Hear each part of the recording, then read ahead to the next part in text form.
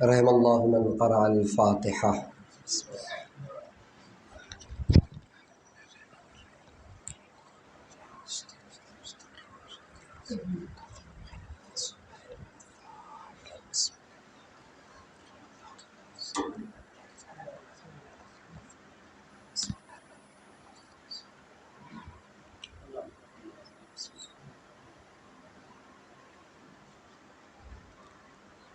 لا حول ولا قوة الا باللہ العلی العظیم۔ بسم اللہ الرحمن الرحیم۔ رب اشرح لی صدری ویسر لی امری واحلل عقدۃ من لسانی یفقہوا قولی۔ حسبنا اللہ نعم الوکیل نعم المولا ونعم النصیر۔ الحمد للہ الذی ہدانا لہذا وما کنا لنہتدی لولا ان ہدانا اللہ۔ لقد جاءت رسل ربنا بالحق۔ الصلاة والسلام وتحیۃ والاکرام علی نبینا المؤید ورسولنا المسدد المصطفى الامجد المحمود الاحمد حبیب الہ العالمین نبی القاسم محمد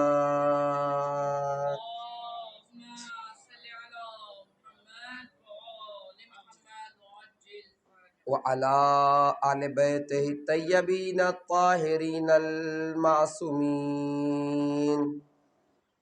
ولعنۃ الدائمۃ علی اعدائہم ومعاندہم وظالمہم وغاصب حقوقہم ومنکری فضائلہم وشاکین فیہم اجمعین۔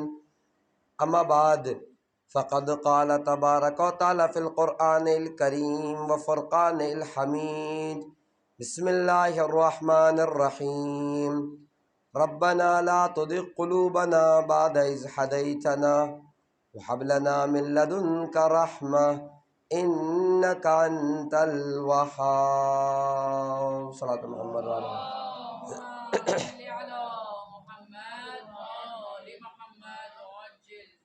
عزیزان گرامی قدر، معزز و محترم سامعین کرام، سلسلہ مجالس کی چوتھی مجلس کہ جو کربلا اور آخرت بغیری کے عنوان سے آپ کی خدمت میں پیش کی جا رہی ہے، اور ان مجالس کے لیے جس آیہ کریمہ کو اپنا سرنامہ سخن قرار دیا ہے، جس میں بارگاہ رب العزت میں ہم دعا کرتے ہیں کہ ربنا لا تزغ قلوبنا۔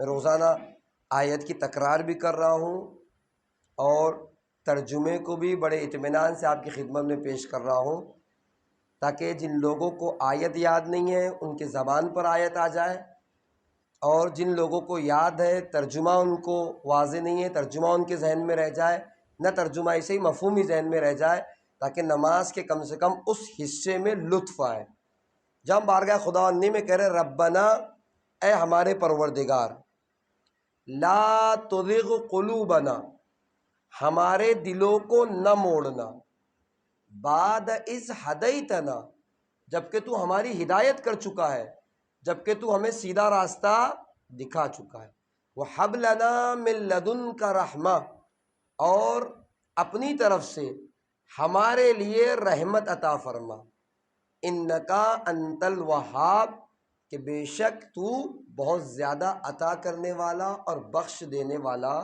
ہے۔ یہ آیہ کریمہ ہے، اور میں نے کہا کہ یہ آیہ کریمہ جو قنوت میں عام طور سے نماز کے پڑھی جاتی ہے، یہ واضح اس بات کی دلیل ہے یا واضح اس بات کو بیان کر رہی ہے کہ کتنا اہم مسئلہ ہے کہ انسان جس دین اور عقیدے پر زندگی گزار رہا ہے اسی دین اور عقیدے کے ساتھ ہی دنیا سے چلا جائے، ہے نہیں؟ اور کربلا کا بڑا گہرا ربط ہے۔ میں نے دو شخصیتوں کا تذکرہ 2 دن کیا، روز 2-3 منٹ شروع میں تذکرہ کر رہا ہوں۔ عبداللہ ابن عمر کا تذکرہ کیا، کل عبداللہ ابن متی کی بات کی تھی، مولا گھوڑا حاضر ہے، مولا تلوار حاضر ہے کہ ہم نہیں آئیں گے۔ انہی میں ایک نام عبداللہ ابن زبیر کا ہے۔ جب مکہ میں ملاقات ہوئی امام سے تو کہتا ہے مولا عراق نہ جائیے، ایسے لگتا ہے آپ کا مستقبل بڑی مصیبتوں میں ہے۔ تو نصیحت کرنے والے امام کو بہت ملے، ہمدردیاں جتانے والے امام کو بہت ملے، لیکن عاقبت بخیر نہ ہو سکے، اس لیے کہ امام کی نصرت کے لیے نہ آ سکے۔ تو کربلا نے بہت سے ایسے چہرے دکھائے۔ انشاءاللہ کل آخری گفتگو میں خلاصہ پیش کروں گا کہ تقریباً 3 سے 4 قسم کے لوگ ہیں۔ کچھ وہ ہے کہ جن کی دنیا خراب ہے تو آخرت اچھی ہو گئی، کچھ وہ ہے جن کی جو ہے وہ دنیا اچھی ہے تو عاقبت خراب ہو گئی۔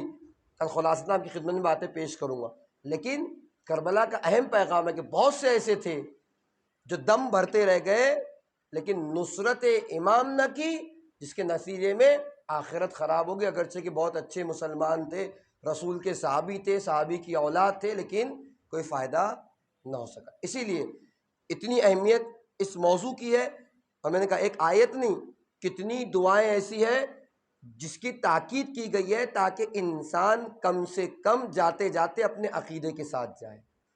جسے میں نے کہا دعائے غریق، یا اللہ یا رحمان و یا رحیم یا مقلب القلوب ثبت قلبی علی دینک، رضیت باللہ ربا وبمحمد صلی اللہ علیہ وسلم، اس دعا کی بھی تاکید ہے۔ اور کہا تھا دعائے عدیلہ کہ علماء کہتے ہیں ایک بار انسان پڑھے کہ پروردگارہ میرے اس عقیدے کو میں تیری بارگاہ میں امانت رکھتا ہوں، اور تو نے کہا ہے کہ امانت کو صحیح سے واپس پلٹا دیا کرو اس کے مالک تک، یہ عقیدہ میرا تیرے پاس امانت ہے، جب مروں گا تو میرے عقیدے کو مجھے پلٹا دینا، ہے نہیں؟ دعا عدیلہ اس دن آپ کی خدمت پیش کیا تھا، تو میں سمری کرتا ہوں ابتدائی تقریر میں تاکہ جو لوگ چھوٹ گئے جن تک بات نہیں پہنچی بات پہنچ جائے۔ یہ 2-3 دعائیں میں آپ کی خدمت میں پیش کر چکا ہوں، لیکن پھر آپ کی خدمت کہوں دعا بھی اس وقت تک کام نہیں کرتی جب تک کوشش نہ کیا جائے۔ یہ دعا اس لیے نہیں بتائی جا رہی کہ دعا پڑھ لیں تو پھر عمل سے انسان جو ہے پاک و صاف ہو جائے کہ اب عمل کی کیا ضرورت، دعا تو کر ہی رہے کہ عاقبت بخیر ہو جائے۔ نہیں نہیں، دعا جانے گرامی کوشش کرنا ہماری ذمہ داری ہے، دوسری جو مشکلات درمیان میں وہ دعا کے ذریعے سے حل ہو جاتی ہے۔ تو یہاں تک گفتگو ہماری پہنچی تھی۔ اس کے بعد ایک بات ہم نے جو سلسلہ شروع کیا تھا کہ وہ کون سے عوامل ہیں کہ جس کے ذریعے سے یا انسان کی عاقبت بخیر ہو سکتی ہے یا بخیر نہیں ہو سکتی۔ ہم ایک ہی چیز کو نہ پیش کر سکے، افسوس کیا چوتھی مجلس ہے، اس میں نے کہا تھا سب سے اہم چیز ہے صداقت۔ اور صداقت ہم یہ سمجھتے ہیں کہ سچ بولنا صداقت ہے، میں نے کہا نہیں، صداقت کے 4 مراحل ہیں، 4 اسٹیپ ہیں، جس میں سے 2 میں آپ کی خدمت میں پیش کر چکا ہوں۔ ایک نیت میں صداقت، دوسرے گفتار میں صداقت، یعنی آپ جب بول رہے ہو زبان بھی آپ کی سچی ہو۔ کل آپ کی خدمت میں گفتار کی صداقت پیش کی۔ آج جو مجھے پیش کرنا ہے تیسرا مرحلہ ہے، وہ ہے عمل کی صداقت، کہ انسان کا عمل بھی سچا ہو۔ کیا مطلب؟ کس عمل کو ہم کہیں گے کہ اس کا عمل سچا ہے، کس عمل کو کہیں گے کہ اس کا عمل صادق ہے؟ یاد رکھیے، عمل کی صداقت کا مطلب یہ ہے کہ اگر میں زبان سے کہہ رہا ہوں کہ میں مسلمان ہوں تو میرا عمل بھی اسلام والا ہونا چاہیے۔ آپ غور کریں، اگر میں زبان سے کہہ رہا ہوں کہ علی کا چاہنے والا ہوں تو میرا کردار بھی ظاہر ہونا چاہیے کہ علی کا چاہنے والا ہوں۔ یہ کیا ہے؟ زبان کی صداقت کے بعد عمل کی صداقت ہے کہ جو زبان کہہ رہی ہے وہی عمل بھی واضح کر رہا ہے، جس چیز کا دم بھر رہا ہوں عمل سے بھی وہی ظاہر ہے۔ اسے کیا کہتے ہیں؟ عمل کی صداقت۔ ورنہ بہت سے لوگ مل جاتے ہیں زبان جن کے مثلا اسلام جو ہے زبانوں تک ہے، عمل میں نہیں آیا، علی کے چاہنے والے ہیں، کردار میں علی کا پن کہیں بھی نہیں دکھائی دیتا۔ اور آپ غور کریں کہ یہ عمل کی صداقت، اسی لیے ایک مقام پر خود امیر کائنات حضرت علی بن ابی طالب علیہ السلام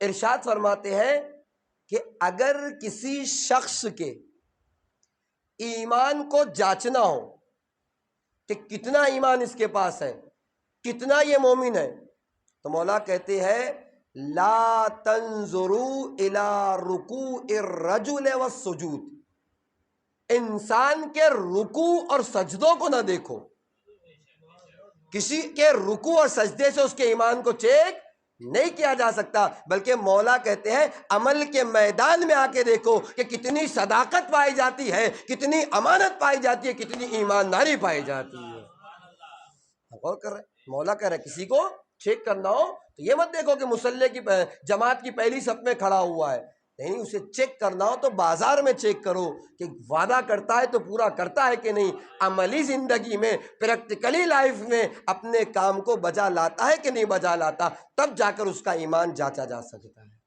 لہذا رکوع اور سجدے سے مولا کہتے ہیں کسی کے ایمان کو نہ جانچو، بلکہ عمل کے میدان میں دیکھو واقعاً کتنا با عمل ہے، عمل سے اس کے ایمان کا پتہ چلے گا۔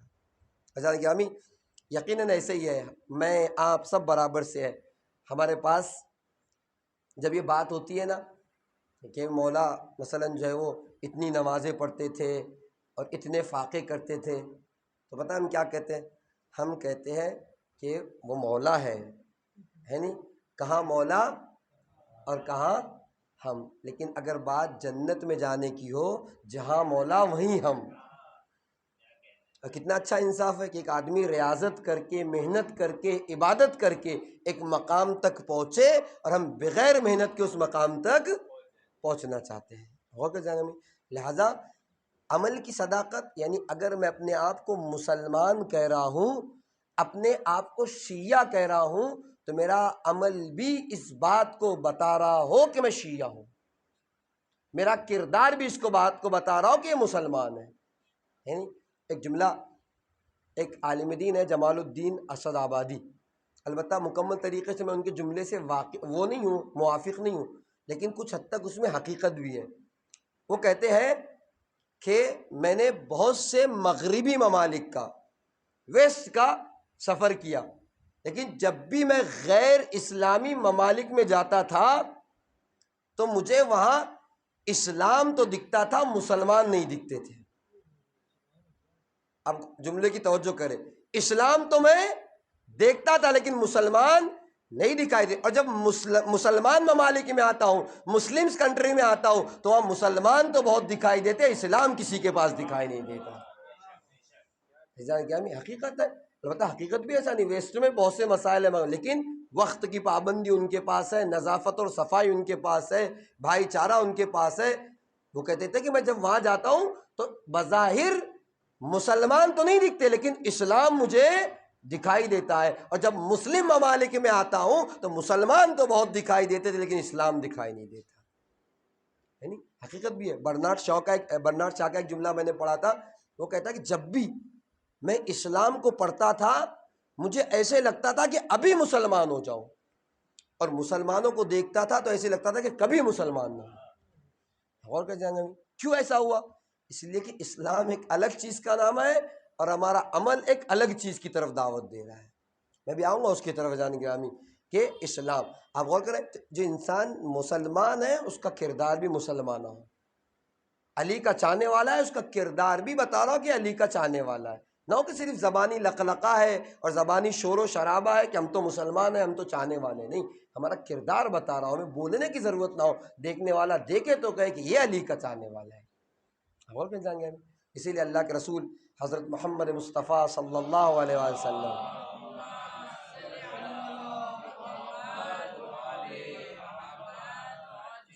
ارشاد فرماتے ہیں المسلم من سلم المسلمون من یدہ و لسانہ، مسلمان وہ ہے کہ جس کی زبان اور ہاتھ کے شر سے دوسرے مسلمان محفوظ رہے، یعنی اس کی زبان کسی دوسرے کو اذیت نہ دے رہی ہو، اس کا ہاتھ کسی کو اذیت، پھول بن کے لوگوں کی زندگی میں رہے، کانٹا بن کے لوگوں کی زندگی میں نہ رہ جانے گرامی۔ اور آپ دیکھیں بہترین جملہ کلمات قصار میں امیر بیان امیر کائنات کا ہے، مولا کہتے ہیں خالط الناس بمخالطۃ ان متم ماہا بکو علیکم وان عشتم حنوا الیک، لوگوں کے ساتھ اتنے اچھے سے مل جل کے رہو، محبت سے رہو کہ مر جاؤ تو لوگ تمہارے اوپر آنسو بہا رہے ہو، اور زندہ رہو تو لوگ تم سے ملنے کی خواہش ظاہر کریں۔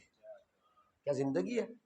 ایسا نہ ہو کہ مر جائے تو کہ اچھا ہوا، بڑا خطرناک پڑوسی تھا، بہت اذیت دیتا تھا، اس کے معاملات بالکل صحیح نہیں تھے، بڑی تکلیف کا باعث بن جاتا تھا۔ نہیں، مرو تو مولا کہتے ہیں کہ لوگ تمہیں آنسوؤں کا نذرانہ پیش کر رہے ہو، رو رہے کتنا اچھا تھا جو آج ہمارے درمیان سے چلا گیا۔ اور ان متم مہا بکو علیکم ان عشتم حنوا الیک، اور زندہ رہو تو لوگ ملنے کی خواہش کرے، 2 دن ہو گئے فلاں صاحب کو نہیں دیکھا، 3 دن ہو گئے فلاں صاحب سے ملاقات نہیں ہوئی، 4 دن ہو گئے فلاں صاحب کو نہیں دیکھا، یعنی ان کے دل میں شوق ہے کہ کئی دن ہو گئے آپ سے ملاقات نہیں ہوئی۔ یہ زندگی گزارنے کے اصول ہے جان گرامی، یعنی جہاں انسان اپنی ذات سے دوسرے کو اذیت نہ پہنچا رہا ہو، ورنہ ہمارے پاس تو ایک مطلب یہ ہوتا ہے، ایک وقت یوں ہوتا ہے کہ ہم کسی مقصد کے تحت کسی کو اذیت دیتے ہیں، ایک وقت ہوتا ہے کہ مثلاً 4 کو ہنسانے کے لیے اذیت دیتے ہیں، ہے نہیں؟ کتنے ہر سوسائٹی میں، ہر معاشرے میں ایسے لوگ ملیں گے کہ 4 لوگ ہنس لے، لہٰذا ایک مومن کی عزت ہم پامال کر دیتے ہیں، اس کو ستاتے ہیں۔ اب دیکھیں خود زمانہ رسول خدا حضرت محمد مصطفیٰ صلی اللہ علیہ وسلم،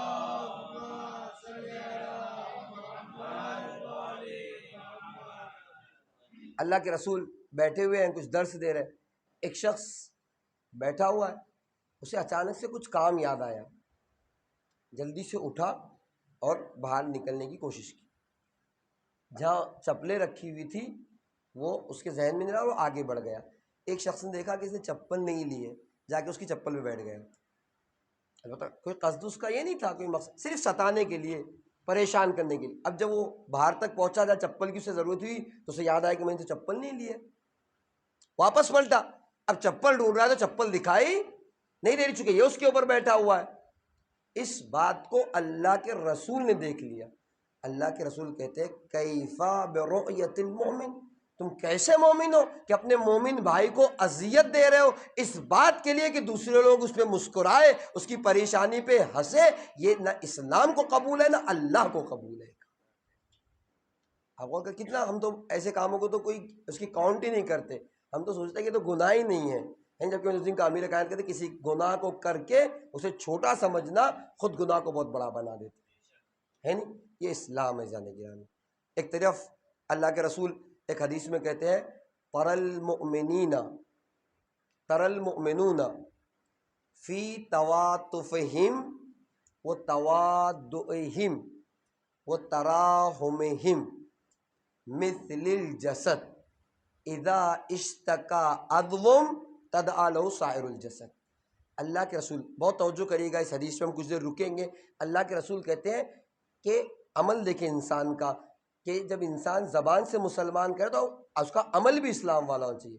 کہ جب آپ مومنین کو دیکھیں گے آپس میں عطف و مہربانی کے اعتبار سے، توادہم محبت کے اعتبار سے، تراحمہم رحم کے اعتبار سے، مثل الجسد انسان کے جسم کے طریقے سے۔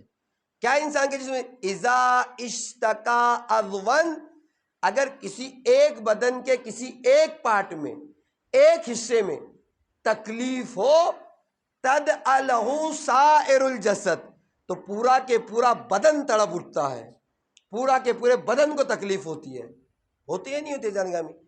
اگر میرے پیر میں خدا نہ خواستہ کانٹا چبھ جائے تو تکلیف پیر کی ہے میرے، لیکن پورا بدن پریشان ہوتا ہے، سر آگے جائے گا، پیر اوپر آئے گا، ایک چھوٹے سے دانت میں درد ہو جائے، سر درد ہو رہا ہو، بھئی سر ہی تو دکھ رہا ہے نا، اطمینان سے سو جاؤ، لیکن پورا بدن بےتاب رہتا ہے، سو نہیں پاتا۔ اللہ کے رسول کہتے ہیں مومنین کی مثال محبت کے اعتبار سے، لطف و کرم کے اعتبار سے، رحم کے اعتبار سے انسان کے جسم کے طریقے سے ہے کہ اگر ایک عضو کو تکلیف ہو تو پورا بدن تڑپ اٹھتا ہے، یعنی ایک سمندر ہے رسول کی اس حدیث میں، کیونکہ امام اور رسول کا کوئی قول مصلحت اور بغیر فائدے کے نہیں ہوتے۔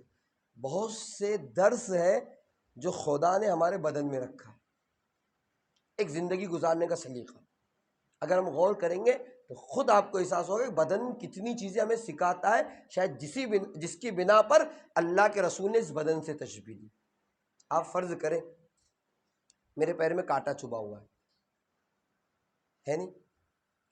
بدن کے پہلے 3 حصے کر لیتے ہیں، اوپر کا حصہ اپر کلاس کا حصہ، ہائی سوسائٹی آپ کی، اس کے بعد نیچے سے مڈل کلاس اور نیچے کا حصہ لوور کلاس، ہے نہیں؟ اعلیٰ، وسطیٰ اور جو ہے وہ آپ کا سطحی، نیچے والا۔ اب غور کریں، اب فرض کریں میرے پیر میں کانٹا چبھ جائے، تکلیف کس میں ہے؟ میرے پیر میں۔ کانٹا کہاں چبھا ہے؟ میرے پیر میں۔ ایمانداری سے بتائیے، میرا پیر میرے سر تک آتا ہے کہ آ کر اپنی مشکل کو حل کر لے، یا نہیں میرا سر خود نیچے جاتا ہے تاکہ پیر کی مشکل کو حل کرے؟ ایمانداری سے جانیں گے، ہم بتائیے، سر پیر تک جاتا ہے یا پیر سر تک آتا ہے؟ آپ مشاہدہ کرتے ہیں نا، کبھی بھی پیر سر تک نہیں آتا بلکہ سر پیر تک جاتا ہے، یا یوں کہوں جا کر بتاتا ہے۔ اگر آپ کی سوسائٹی میں بھی 3 طبقے ہیں، ایک اپر کلاس ہے، ایک بڑا طبقہ ہے، ایک مالداروں کا طبقہ ہے، ایک درمیانی طبقہ ہے، ایک لوور کلاس کا طبقہ ہے، تو گویا بدن یہ تعلیم دے رہا ہے کہ اگر کسی غریب کے یہاں کوئی مشکل اور زحمت ہو تو غریب کی ذمہ داری نہیں کہ وہ امیر کے دروازے تک جائے، بڑے طبقے کے دروازے تک جائے، بلکہ بڑے لوگوں کی ذمہ داری ہے کہ غریب کے دروازے پہ پہنچ کر ان کی مشکل کو حل کرے۔ تعلیم کس کی ہے؟ بدن کی ہے۔ اللہ کے رسول کہہ رہے ہیں مومنین کی مثال انسان کے بدن کے طریقے سے ہے۔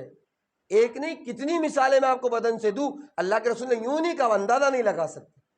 جن لوگوں کی آنکھ میں تکلیف ہے، کیا کرتے ہیں وہ لوگ؟ چشمہ لگاتے ہیں، ہے نہیں؟ اب بھی کچھ لوگ لگائے ہوئے۔ آپ بتائیے چشمہ کیوں لگاتے؟ کس کی مشکل ہے؟ آنکھ کی مشکل ہے نا، آنکھ کی پریشانی۔ اچھا چشمہ کہاں لگائے ہوئے ہیں؟ احسن کان پہ۔ اچھا اس دن مجلس میں ایک جگہ پوچھا تو بولے آنکھ میں، آنکھ پہ کون چشمہ لگتا ہے؟ چشمہ تو کان پہ ہوتا ہے نہیں؟ تو چشمہ کہاں ہے آپ کا؟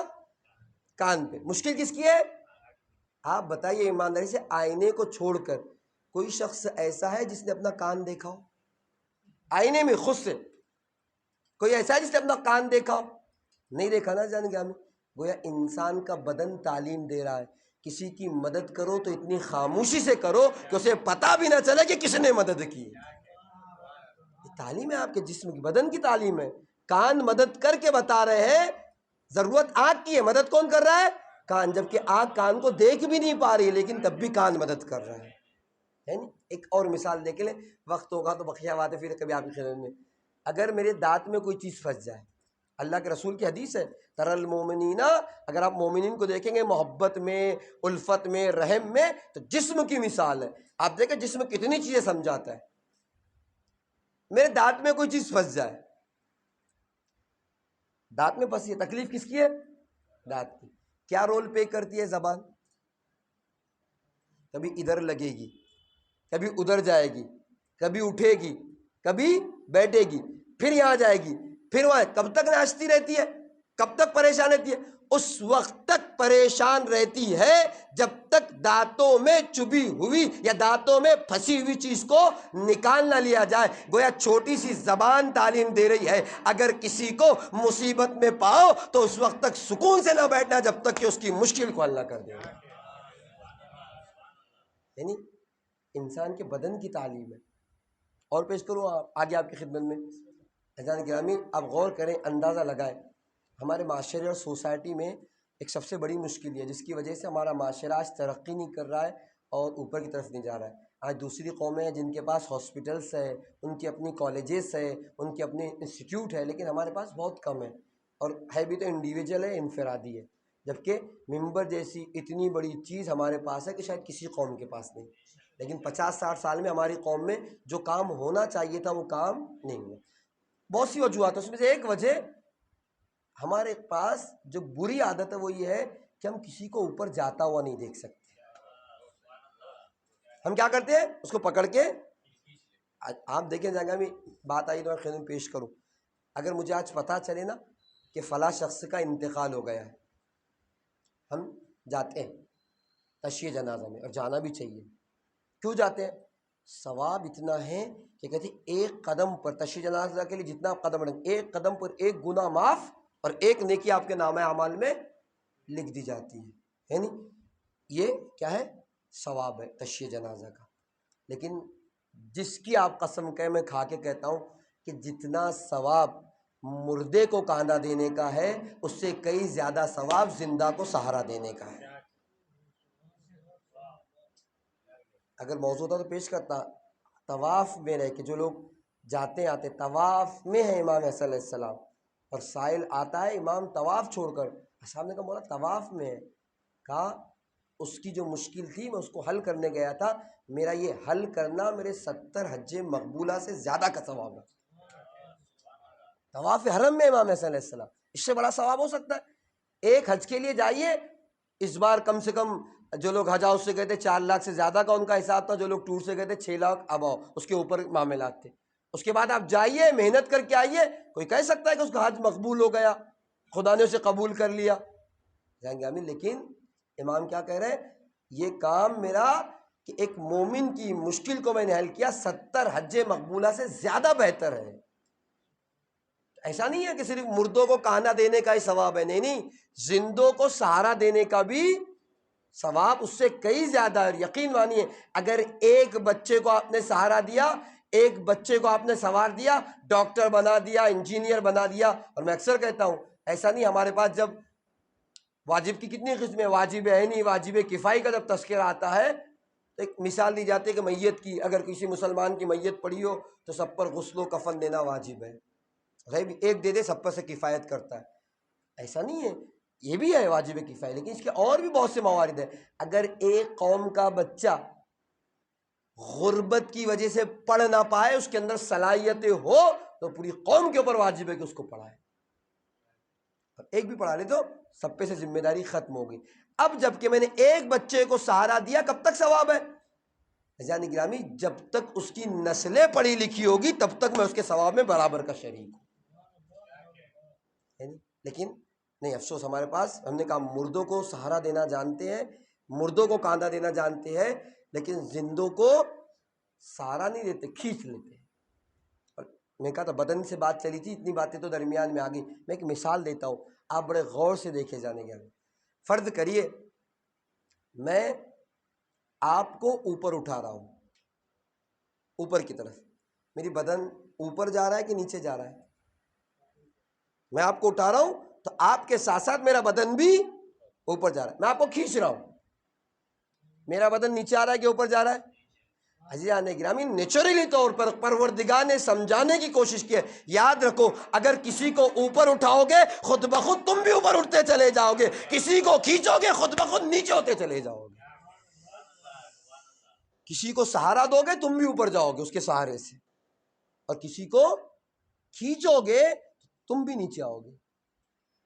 تو ہمارے پاس، میں نے کہا قوم میں یہ کام نہیں ہوا۔ میں نے کہا بہت سی وجوہات ہیں، اس میں سے ایک وجہ ہے کہ ہم کھینچنا جانتے ہیں، سہارا دینا نہیں جانتے۔ جتنا مردوں کو کاندھا دینے کا ثواب اس سے کئی زیادہ زندوں کو سہارا دینے کا ثواب ہے، لیکن افسوس ہے کہ ہم کھینچنا جانتے ہیں، سہارا دینا نہیں جانتے۔ اور ایک وجہ تو یہ، ایک مثال میں آپ کو دیتا ہوں دوسری وجہ کہ کیا ہوا ہمارے ساتھ، کیوں ہماری قوم نے ترقی نہیں کی، اور موضوع میں ہی ہے میرے، میں اپنے موضوع سے بھی نہیں ہٹاؤں اور بات پھر آگے چلی جائے گی۔ فرض کیجئے ایک علاقہ ہے، اس علاقے میں بہت اچھا ہاسپٹل ہے، اس کے ڈاکٹرز بھی بہت اچھے ہیں، ان کی دوائیاں بھی بہت اچھی ہیں۔ اب آپ مجھے بتائیے، ڈاکٹرز اچھے ہیں، دوائیاں اچھی ہے، ہاسپٹل بہت اچھا ہے، اس کے باوجود لوگ بیمار کے بیمار ہیں، تو کیا کہیے گا آپ؟ یا تو یہ کہیے کہ دوائی اچھی نہیں ہے، یا یہ کہیے کہ ڈاکٹر اچھا نہیں، یا کہیے کہ دواخانہ اچھا نہیں، جبکہ ہم دیکھتے ہیں کہ اسلام جیسا دواخانہ ہے، اہل بیت جیسے ڈاکٹرز ہیں، ان کے اقوال جیسی دوائی ہیں، لیکن اس کے باوجود معاشرے کا مرض بڑھتا جا رہا ہے، اس میں کمی نہیں آ رہی ہے۔ اس کا مطلب یہ ہے کہ ہم نے ڈاکٹروں کی تعریف تو کی، ان کی دوائیوں کی تعریف تو کی، ہاسپٹل کی تعریف تو کی، لیکن ان کی دوائیوں کو کھایا نہیں، اپنے عملی زندگی میں لے کر نہیں آئے۔ صرف تعریف نہ کرتے، اسے لے کر آتے اپنی زندگی میں۔ ہم تعریف تو کرتے رہے، آج کتنی چیزیں ایسی ہیں چھوٹی چھوٹی باتیں ہیں، لیکن اسلام کتنا منظم دین ہے جانے گرامی۔ نماز میں کہتا ہے شانے سے شانہ ملاؤ، پیر سے پیر ملاؤ۔ گویا اسلام نماز میں بلا کر ہر روز 4 ٹائم 5 ٹائم منظم بنانا آپ کو سکھا رہا ہے، ہمیں سکھا رہا ہے کہ آپ منظم رہو۔ لیکن ہماری حالت یہ کہ ہماری چپلیں بھی منظم نہیں اترتی، ہماری تو گاڑیاں بھی منظم کھڑی نہیں ہوتی ہے۔ نہیں، اسلام ہے۔ اللہ کے رسول کھجور کھاتے ہیں اور کھانے کے بعد سامنے بکری ہوتی ہے، اٹھ کے جاتے ہیں اور جانے کے بعد اپنے ہاتھ سے گٹھلی بکری کو کھلاتے ہیں۔ کسی نے کہا یا رسول اللہ وہاں سے بیٹھے بیٹھے بھی پھینک دیتے تو بکری کھا لیتی۔ کہا مجھے یہ بھی پسند نہیں کہ ایک جانور کی غذا گندی ہو پھر اسے وہ کھائے۔ جس اسلام نے پاکیزگی کا اتنا خیال رکھا، جس اسلام نے نظافت پر اتنا دھیان دیا، جس اسلام نے اتنا پاک اور صاف رہنا سکھایا، آج مسلمانوں کے علاقے ہمارے سامنے ہیں۔ کسی نے کہا کہ مولانا مسلمانوں کا ایریا آ گیا، بولنے کی ضرورت کیا، خود واضح ہے کہ مسلمانوں کا ہے نہیں۔ اسی لیے پیش کیا جمال الدین اسد آبادی کہتے ہیں کہ غرب ممالک میں گیا، ویسٹرن کنٹریز میں گیا تو مجھے وہاں اسلام تو دکھائی دیا، مسلمان دکھائی نہیں دیے، اور جب مسلمان ملکوں میں آیا ہوں تو مسلمان تو دکھ رہے تھے لیکن اسلام کہیں بھی نہیں تھا۔ یا بارنارڈ شاہ کا وہ جملہ آپ کی خدمت پیش کیا کہ اسلام کو پڑھتا تھا تو ایسے لگتا تھا کہ ابھی مسلمان ہو جاؤں، لیکن مسلمانوں کو دیکھتا ہوں تو دل کرتا ہے کبھی مسلمان نہ ہو۔ کیوں؟ عمل کی صداقت نہیں ہے۔ میں نے کہا پہلی صداقت نیت کی صداقت، دوسری صداقت گفتار کی صداقت، اور تیسری صداقت عمل کی صداقت ہے کہ اگر میں اپنے آپ کو مسلمان کہہ رہا ہوں تو میرا کردار بھی مسلمانوں والا ہو، اگر میں علی کا چاہنے والا کہہ رہا ہوں تو میرا کردار بھی علی والا ہو، تب جا کر میرے عمل میں صداقت ہوگی اور میں کہوں گا کہ اس عمل میں صداقت ہے۔ غور کریں گے، ورنہ حقیقی معنوں میں تو اسلام اتنا خوبصورت دین ہے، جتنا خوبصورت دین ہے اس کے احکام بھی اتنے زیادہ خوبصورت ہیں، اس کی باتیں بھی اتنی زیادہ خوبصورت۔ لیکن میں نے کہا کیا ہوا ہمارے ساتھ؟ ایک وجہ تو وہ بتائی کہ ہم دوسروں کو سہارا نہیں دیتے، ہمارے یہاں کھینچنے کی عادت ہے، اس لیے ہماری قوم نے ترقی نہیں کیا، نہ ہمارے پاس ہاسپٹلس ہیں، نہ ہمارے پاس کالجز ہیں، نہ ہمارے پاس ہمارے انسٹیٹیوٹ ہے، اس لیے کہ ہم کھینچنا جانتے، سہارا دینا نہیں جانتے۔ جو قومیں آج آپ کے سامنے ترقی یافتہ ہے، جن کے ہاسپٹل سے آپ جا کے معلوم کیجئے کہ کس طریقے سے ایک آدمی کو اوپر چڑھایا جاتا ہے، آپ دیکھتے ہیں اور مجھ سے بہتر آپ جانتے ہیں۔ تو ایک وجہ تو یہ ہوئی، دوسری وجہ کیا ہوئی؟ اچھا ہاسپٹل تھا، ڈاکٹرز اچھے تھے، دوائیاں بہت اچھی تھی ہمارے پاس، اسلام جیسا دین تھا، اہل بیت جیسے ڈاکٹرز تھے، ان کے اقوال جیسی دوائیاں تھی، لیکن ہم نے کیا کیا اتنے سالوں تک؟ بس ان کی تعریفیں کی، واہ واہ واہ واہ واہ واہ واہ واہ، کیا کہنے، واہ واہ واہ واہ، کبھی اسلام کی تعریف کی تو کبھی اہل بیت کی تعریف کی تو کبھی ان کے اقوال کی تعریف کی۔ لیکن ایک مریض اس وقت تک اچھا نہیں ہوگا جب تک دوائی کھائے نہ، لاکھ ڈاکٹروں کی تعریف کرتا رہ جائے، لاکھ دوائیوں کی تعریف کرتا رہ جائے، لاکھ دواخانے کی تعریف کرتا رہے، اچھا تو اس وقت ہوگا جب دوائیوں کو کھائے، اپنی زندگی میں لے کر آئے۔ ہمارے ساتھ یہ ہوا، ہم ڈاکٹروں کی تعریف کرتے رہے، اہل بیت کی تعریف کرتے رہے، لیکن اہل بیت کے کردار کو، اہل بیت کے اقوال کو اپنی زندگی میں جگہ دیا، جس کا نتیجہ آج کیا ہمارے پاس؟ نتیجہ یہ ہے کہ مرض بڑھتا جا رہا ہے، مسائل ختم ہونے کے بجائے بڑھتے چلے جا رہے ہیں، کہ زبان تک ہمارے اسلام ہے، اسلام ہمارے عمل میں نہیں آیا ابھی تک، اہل بیت کا کردار ہمارے کردار میں نہیں آیا۔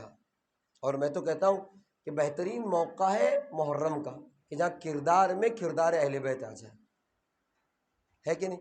اچھا بتائیے کسی کا عقیدہ ہے، کس کا عقیدہ نہیں ہے کہ فرش ازاں وہ مقام ہے جب شہزادی تشریف لاتی ہے؟ کوئی انکار کر سکتا ہے؟ روایتوں سے ثابت ہے، نہ شہزادی، اہل بیت کے گھر کی فرد تشریف لاتی ہے، روایتوں سے ثابت ہے اور سب کا عقیدہ بھی ہے، کوئی انکار بھی نہیں کرتا ہے نہیں۔ اگر یہ عقیدہ ہے تو ایک اصول ہوتا ہے ہم نشینی کا۔ اصول کیا ہے ہم نشینی کا؟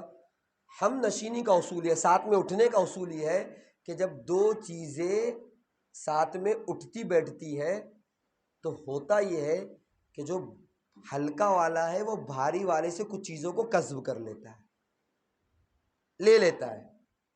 نہیں، میری بات کو آسان کرنے کے لیے مثال دے، فرض کیجئے آپ ایک کیلے کی ٹوکری لیجئے، سیب کی ٹوکری لیجئے، کسی بھی پھل کی ٹوکری لیجئے، اس میں ایک بسکٹ ڈال دیجئے اور اس بسکٹ کو 1-2 دن تک اس کیلے یا سیب کے ساتھ رہنے دیجئے۔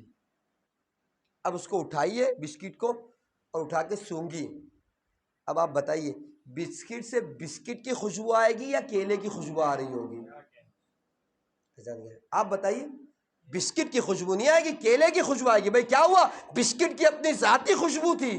کہا نہیں، یہی تو ہم نشینی کا اصول ہے، جب دو چیزیں ساتھ میں اٹھتی بیٹھتی ہے تو ہوتا یہ ہے کہ ہلکا والا بھاری والے سے کچھ چیزوں کو کسب کر لیتا ہے، لے لیتا ہے۔ جان گرامی، اگر یہ عقیدہ ہے کہ فرش ازا وہ مقام ہے جب شہزادی آتی ہے، اہل بیت کے گھر کی فردیں آتی ہے، تو پھر ہونا یہ چاہیے کہ مجلسوں سے اٹھ کے جائیے تو ہمارے کردار سے کردار اہل بیت کی خوشبو آ رہی ہے۔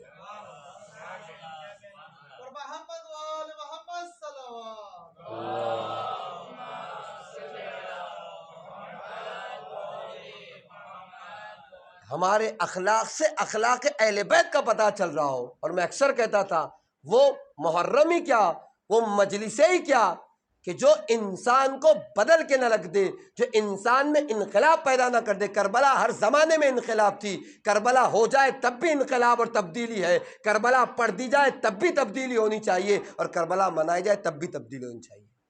بالکل اس طریقے سے وہ آپ ایڈ دیکھتے ہیں نا، وہ تیل آتا ہے دبلے ہونے کا یا دوائی آتی ہے تو پیپر والے ایڈ کرتے ہیں، دوائی کھانے سے پہلے، دوائی کھانے کے بعد، ایک دم فیٹ اور موٹا دکھاتے بہت موٹا ہے، دوائی کھانے کے بعد ایک دم دبلا پتلا بتاتے، ایک دم آپ فیل کرتے ہیں نا اتنا موٹا تھا اتنا ہو گیا۔ ایسے باقاعدہ انسان کو اپنے آپ کو چیک کرنا چاہیے، محرم سے پہلے، محرم کے بعد۔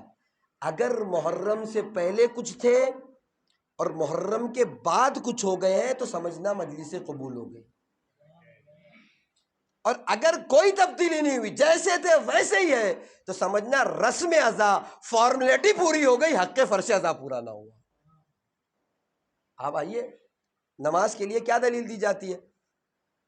نماز کی قبولیت کے لیے ایک شخص آیا، امیر کائنات حضرت علی ابن ابی طالب علیہ السلام کے لیے،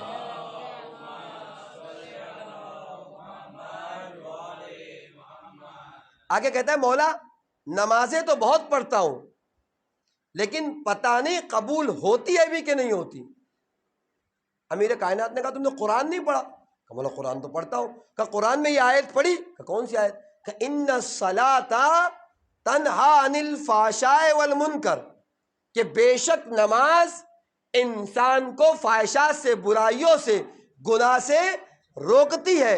مولا کہتے ہیں نماز پڑھو اور پڑھ کے دیکھو کہ گناہ سے بچ رہے ہو کہ نہیں بچ رہے ہو۔ اگر نماز کے بعد گناہوں سے بچ رہے ہو تو سمجھنا نمازیں قبول ہو رہی ہے، نہیں بچ رہے ہو تو سمجھنا نمازیں قبول نہیں ہو رہی۔ مجھے نہیں معلوم، شورا حضرات کہتے ہیں کہ مجلس محافل نماز عشق ہے۔ اگر نماز عشق ہے، مجلس محبت کی نماز ہے، تو اس فارمولے کو لا کر یہاں پر بھی سیٹ کیجئے کہ اگر مجلسوں کے بعد کردار و اخلاق میں تبدیلی آ رہی ہے تو سمجھنا مجلسیں قبول ہو رہی ہے، لیکن ویسے کے ویسے رہ گئے تو سمجھنا قبولیت کا شرف نہیں پا رہی ہے۔ فارمیلٹی ادا ہو رہی ہے، عادت پوری ہو رہی ہے، رسم ادا ہو رہی ہے، حق فرش ادا پورا نہیں ہو رہا۔ میں نے کہا دین اسلام جب تک کردار میں نہیں آئے گا عمل کی صداقت آ ہی نہیں سکتی، جو ہمارا موضوع ہے کربلا اور آخرت بخیر، کہ جہاں ہم بات کریں عمل کی صداقت کی۔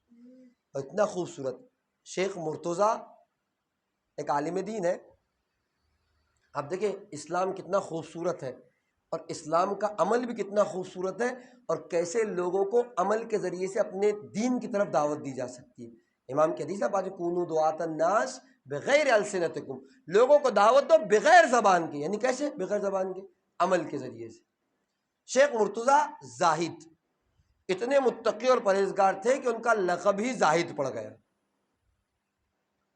ایک مسجد میں پیش نماز تھے، معمول یہ تھا کہ روزانہ نماز صبح سے پہلے آدھی گھنٹہ مسجد میں چلے جاتے تھے نماز شب پڑھنے کے لیے۔ اتفاق سے ایسا ہوا کہ ان کی فیملی، نہیں معلوم ان کے گھر والوں کیا گئی یا کہیں گئی، ان کے ساتھ ان کی فیملی نہیں تھی، اور محلے والوں کو پتا ہے کہ آدھی گھنٹہ پہلے مسجد میں اس محلے میں چور تھا جوان۔ اس نے کہا اب چوری کے لیے ایک اچھا موقع یہ ہے کہ فیملی ان کے ہے نہیں اور سب کو پتا ہے کہ آدھی گھنٹہ پہلے چلے جاتے۔ ایک دن اس نے پلاننگ کی اور شیخ مرتضیٰ زاہد کے گھر میں حملہ کیا، نماز کے لیے گئے۔ اب گھر میں داخل ہوا تو صرف بظاہر زائد نہیں، حقیقی معنوں میں زائد تھے۔ یہ تجوری کھول، وہ دروازے کے پیچھے دیکھ، یہاں پر دیکھ، کچھ ایسا نہیں کہ جسے چرا لیا جائے، ورنہ گھر کا سامان تو ہے، لیکن ایسا نہیں کوئی قیمتی سامان کیا ہے جیسا اسے چرا۔ بہت دیر تک ڈھونڈتا رہا، یہاں رکھا ہوگا، وہاں رکھا ہوگا، اور ڈھونڈتے ڈھونڈتے اتنا وقت ہو گیا کہ وہ آدھی گھنٹہ تو بیتا ہی بیتا، آدھی گھنٹہ اس کے بعد نماز اور تعقیبات کا بیت گیا، ڈھونڈتا رہا۔ اب جب اس کو وحشت ہوئی کہ اب وہ آ جائیں گے، کچھ دکھائی نہیں دیا، تو ایک بہت اچھا فرش تھا ان کے گھر میں، اسے لپیٹا اور کہا اتنی محنت سے آیا ہوں، کچھ تو لے کر جاؤں گا تاکہ میری محنت بیکار نہ ہو۔ جیسے ہی فرش کو اٹھایا اور اٹھا کر نکلنے لگا، شیخ زائد دروازے پر آ گئے، ہاتھوں کو پکڑا، سلام علیکم۔ وعلیکم السلام۔ مہمان میرے گھر پہ؟ خدا کی رحمت ہوتا ہے، اپنا رزق لے کر آتا ہے، آوا وہ بھی بن بلائے مہمان۔ اس کا ہاتھ پکڑا، اس کو گھر میں لے گئے۔ گھر میں لے جانے کے بعد اسے بٹھایا، 5 منٹ کا موقع دو، ایک گرم گرم چائے میں تمہارے لے کر آتا ہوں۔ کچھ دیر گئے، جانے کے بعد ایک چائے کی پیالی بھری اور لا کے سامنے رکھی اور چائے پی۔ اب اس کی نگاہیں نہیں اٹھ رہی ہے۔ ہمارے پاس عام طور سے کہا جاتا ہے اردو میں، کاٹو تو خون نہیں، ایسی حالت ہے۔ اور چائے جب پی چکے، خاموش بیٹھا ہونا، یہ کچھ کہہ رہے ہونا، وہ کہتا ہے کہ اگر آپ کی اجازت ہو تو میں جاؤں۔ تو انہوں نے کہا تھا کہ آئے تھے تم تمہاری مرضی سے، جا بھی سکتے ہو، لیکن اگر رکتے ہو تو رکو، آج میں آب گوشت بنانے والا۔ آب گوشت ایک ہمارے سالن چاول جیسی غذا ہے، لذیذ ہوتی ہے گوشت کی۔ میں آج دوپہر میں آب گوشت بنانے کا ارادہ ہے، میرے ہاتھ کی غذا کھا کے جاؤ، بہت لذیذ بناتا ہوں۔ کہا نہیں مجھے تو کام ہے، جانا پڑے گا۔ کا کوئی بات نہیں، جا سکتے ہیں۔ کہ جب وہ نکلا تو دروازے تک چھوڑنے کے لیے، اچھا اس نے وہیں وہ فرش چھوڑ دیا، ظاہر سی بات ہے جب پکڑا گیا کرتا کیا نہ کرتا، وہیں چھوڑ دیا اور دروازے تک نکلا۔ انہوں نے فرش کو اٹھایا، دروازے تک آئے، اس کے ہاتھ میں فرش کو رکھا کہ شاید تمہیں اس کی ضرورت ہو، اسے لے جاؤ، لیکن جوان یاد رکھو حلال رزق کے پیچھے جاؤ، غلط طریقے سے زندگی مت گزارو۔ سب کا رزق معین ہے، صرف وقت لگاؤ، محنت کرو، خدا رازق ہے، تمہیں تمہارا رزق تم تک پہنچائے گا، یہ فرش تمہارا۔ اس کے بعد کہتے ہیں کہ جب تک شیخ مرتضیٰ زاہد اس مسجد میں پیش نماز تھے، مرتے دم تک تھے، مرتے دم تک پیش نماز تھے، پہلے صف کا مصلی وہ چور جوان لڑکا تھا۔ اسلام بھی خوبصورت، اسلام کا عمل بھی، ہم ہوتے تو کیا کرتے، 2 4 لگا کے اسے اور اس کو شاہ دیتے کہ آئندہ جا کے اور یہ کام کرنا، لیکن اسلام ہے، دین بھی خوبصورت، اس کا کردار۔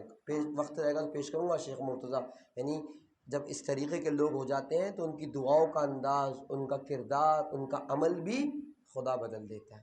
آج وقت نہیں رہا کہ اس سے زیادہ آپ کی خدمت میں کوئی بات پیش کروں، اور یہ بات کل انشاءاللہ مکمل ہوگی کہ عمل کی صداقت، مومن ہوتا کون ہے حقیقی معنی میں، مومن کہتے کسے ہیں، مومن کا عمل کی صداقت ہے نہیں کیا، اگر اسلام کا دم بھر رہے ہیں تو عمل بھی اسلام والا ہو، علی کے چاہنے والے ہونے کا دم بھر رہے ہیں تو کردار بھی علی کے چاہنے والا ہو، تب جا کر انسان کے عمل میں صداقت آتی ہے۔ یقین مانیے صرف اسلام، میں ہمیشہ کہتا ہوں، آپ بتائیے کائنات میں کیا ولی خدا سے عظیم کوئی ذات ہو سکتی ہے؟ امام سے بڑا کوئی شخص ہو سکتا ہے؟ نہیں نا۔ اب اگر آ کر یہ امام، یہ ولی خدا کسی چیز کے لیے اپنے سر کو قربان کر دے، وہ چیز کتنی اہمیت کی حامل ہے۔ عظیم ترین ذات آ کر اپنا سر اسلام کے لیے قربان کر رہے ہیں، اسلام کتنا اہم ہوگا، جس کے لیے امام حسین نے اپنے سر کو کٹا دیا، اور کٹایا نہیں، میں نے اس دن بھی آپ کی خدمت میں کہا تھا، عصر عاشور تک امام حسین کی مصیبتوں کا سلسلہ تھا، بعد عصر عاشور علی کی بیٹی عباس کی بہن کی مصیبتوں کا سلسلہ۔ کل 13 محرم تھی، اس لیے میں نے آپ کی خدمت میں دفن شہداء کا تذکرہ کیا تھا کہ شہداء کے لاشیں کس طریقے سے کربلا میں دفن کیے گئے، لیکن ارباب ازاں تاریخ نے لکھا ہے جو سفر بھی تھا نا، ہر قدم پہ اذیت تھی۔ جب قافلہ چلا ہے، شمر ملعون آ کے کہتا ہے کہ سنا ہے اس میں حسین کی ایک 4 سالہ بچی بھی ہے، جس سے حسین بہت محبت کرتے ہیں، اور محبت کا عالم یہ ہے کہ حسین اپنے سینے پہ سلاتے ہیں۔ کسی نے کہا ہاں ہاں وہ جو ناقہ دکھائی دے رہا ہے اس پر علی کی بیٹی زینب ہے، ان کی آغوش میں جو بچی ہے وہ حسین کی 4 سالہ سکینہ ہے، کہ جتنی حسین محبت کرتے تھے اس سے زیادہ اذیت دی جائے گی۔ بچی کو ناقے سے اتارا گیا، اتارنے کے بعد ایک تنہا ناقے پر بٹھا دیا گیا۔ آپ اندازہ کریں، صاحب اولاد ہے نا، بچوں کے افعال آپ کی نگاہوں کے سامنے نا، 4 سال کا سن اور اونٹ کا قد، بچی بیٹھی تو ہے لیکن تاریخ کہتے جب اونٹ چلنا شروع ہوا تو کبھی شہزادی زینب کی طرف ہاتھوں کو بڑھا کے کہتی تھی اے پھوپھی اماں بچا لیجئے، کبھی بیمار بھائی کی طرف ہاتھوں کو بڑھاتی تھی اے بھیا سجاد مجھے ڈر لگ رہا ہے۔ تاریخ نے لکھا اس درمیان میں شہزادی چلاتی رہی، چیختی رہی، روتی رہی، گریا کرتی رہی، ملونوں کو تب بھی رحم نہیں آیا، بلکہ کہتے کام کرو کچھ رسیاں لائی جائے، رسیوں پر حسین کی سکینہ کو ناقے پر جکڑ دیا گیا۔ اب یہ قافلہ شہزادی اکیلے اونٹ پر سوار ہے، 4 سال کا سن مبارک ہے، اب اونٹ چلنا شروع ہوئے، اسیروں کا لٹا ہوا قافلہ چلنے لگا۔ مختل کہتا ہے ایک مقام ایسا آیا کہ جس ملعون کے ہاتھ میں امام حسین کا سر تھا نیزے پہ لگا ہوا، وہ نیزہ اس کے ہاتھ سے چھوٹا اور زمین میں پیوست ہو گئے۔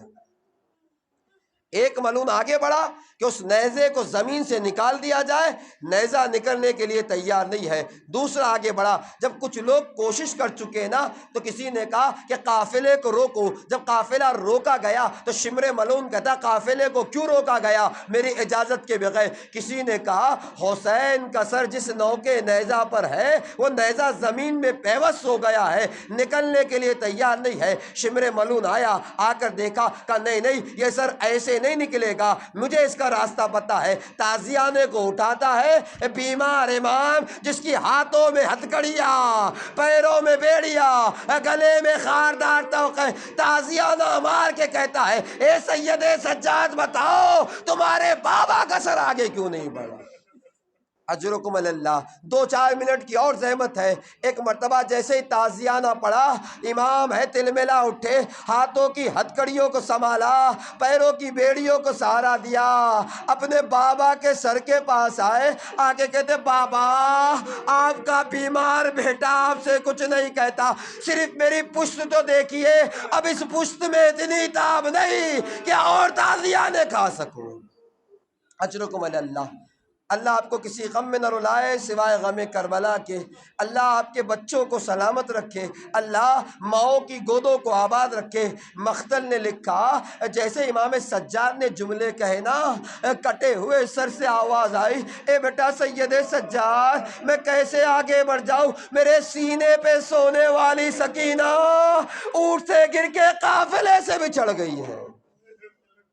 جیسے یہ آواز شہزادی زینب کے کانوں میں گئی، ناقے سے نیچے اتری، اے بابا کی امانت سکینہ تم کہاں رہ گئی؟ کبھی ادھر جاتی ہے، کبھی ادھر جاتی ہے، کبھی یہاں دیکھا کبھی وہاں دیکھا، کہیں شہزادی سکینہ دکھائی نہ دی۔ ڈھونڈتے ڈھونڈتے مختل کہتا ہے ایک مرتبہ شہزادی ایک نشیب میں اتری اور آواز دے رہی تھی بھائی کی امانت سکینہ آواز کیوں نہیں دیتی بیٹا سکینہ؟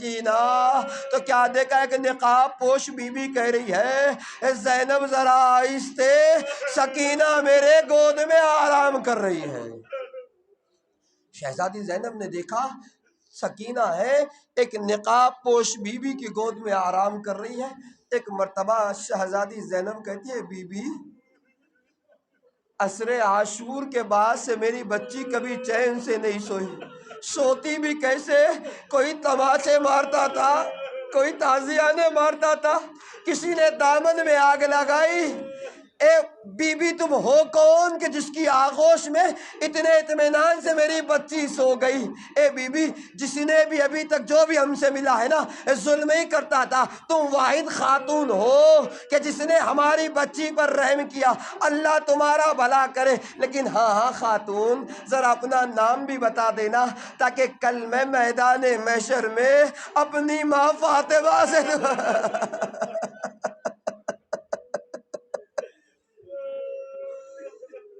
اجرکم اللہ، مصائب تمام ہو گئے تاکہ کل میں اپنی ماں سے تمہاری شفاعت کروا سکوں۔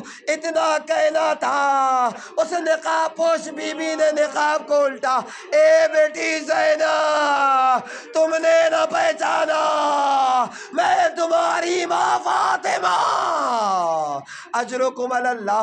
اتنا ہی نہیں، شہزادی کہتی ہے ارے سکینہ کو میری آغوش میں کیوں نہ نیند آئے جس آغوش میں حسین سو جایا کرتے تھے۔ اجرکم اللہ۔ بس دو تین جملے آپ کی خدمت میں، مصائب تمام ہو گئے۔ جیسے ہی اپنی ماں کو دیکھا سارے غم یاد آ گئے۔ فریاد کرنے لگی، اے اماں اب آئے ہو، میرا قاسم گھوڑوں کی ٹاپوں سے پامال کر دیا گیا۔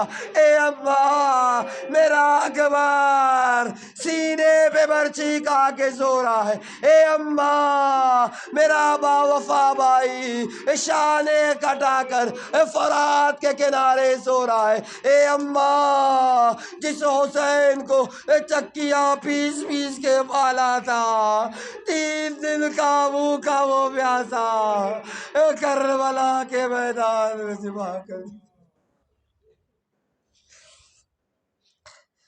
اللہ لعنت اللہ علی القوم الظالمین۔ سیعلم الذین ظلموا ایہا منقلب ینقلبون۔ الہی بحق زہرا و ابیہا و بالیہا و بنیہا سر المستودفیہ، پروردگارہ ہمارے آنسو کو رومال شہزادی میں جگہ عنایت فرما، ہمارے آنسو کو تسکین شہزادی کا ذریعہ قرار دے، قلب نازنین امام کو ہم سے راضی و خوشنود فرما، امام کی دعاؤں میں ہمیں شامل حال فرما، غیبت امام میں اپنی ذمہ داریوں کو پورا کرنے کی توفیق کرامت فرما۔ میرے معبود روز بروز مجالس کے ذریعے سے قربت امام حسین علیہ السلام میں اضافہ فرما، پروردگارہ ویسے حسینی بنا دے جیسے امام حسین علیہ السلام ہمیں دیکھنا چاہتے ہیں۔ میرے معبود سے واسطہ محمد وآل محمد کا ہمارے سینوں کو علوم آل محمد سے معمور فرما، علم کو حاصل کر کے اس پہ عمل کرنے کی توفیق کرامت فرما۔ میرے معبود سامعین جلسہ، بانیان جلسہ کی تمام دلی مرادوں کو پورا فرما، ان کی تمام مشکلات کو برطرف فرما۔ پروردگارہ آنسوؤں کے بعد، منبر کے بعد جن حضرات نے التماس دعا کے لکھا، پروردگارہ ان سب کی دلی دعاؤں کو مستجاب فرما۔ ان آنسوؤں کے بعد جو دعائیں دل میں لے کر آئے اسے قبول و مستجاب فرما، جو دعائیں رہ گئی اسے قبول و مستجاب فرما۔